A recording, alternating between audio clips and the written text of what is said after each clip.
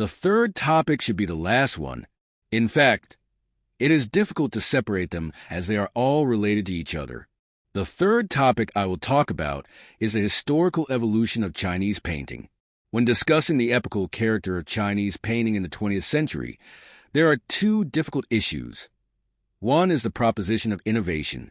When we studied in universities in the 20th century, I found that after I graduated from university, then I was in an era that advocated innovation. Since it is new, there will be something old. This proposition is a difficult topic for the older generation.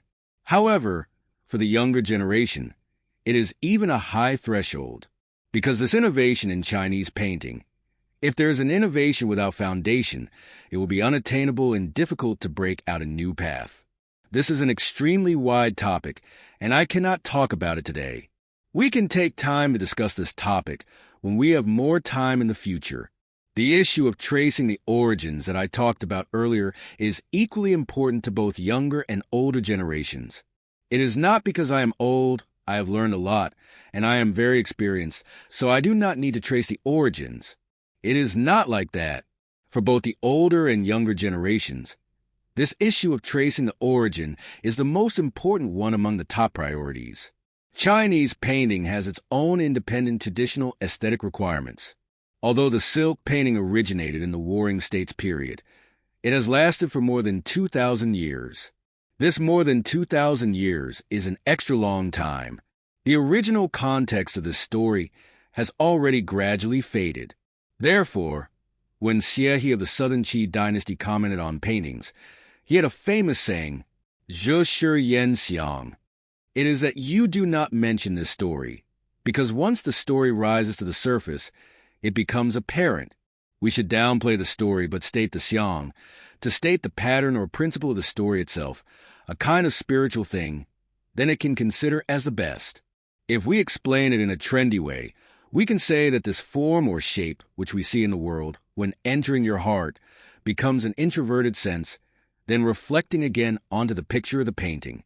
This called "do not mention the story," then the xiang appears clearly. This is because when you declutter lots of miscellaneous stuff on the surface, xiang becomes more apparent. If discussing this topic to explain xiang and to exegesis, then we will know the issue of form and spirit may have the same origin as xiang, which is to say, what we have always mentioned, that both the form and the spirit are derived from the same origins as xiang, using two different expressions to state the same literary mind. When we use the literary mind to carve the dragon, the class of this Chinese painting must be superior. Therefore, we often refer to xiang in terms of form and spirit. Su Dongpo also had a saying. There is a record of Su Dongpo's discussion on painting, in which he said, "To judge a painting by its resemblance to the object is similar with a child's view or opinion. It means that the person is still immature and very naive."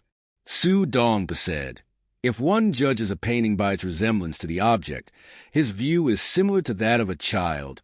In fact, he was talking about the topic of xiang.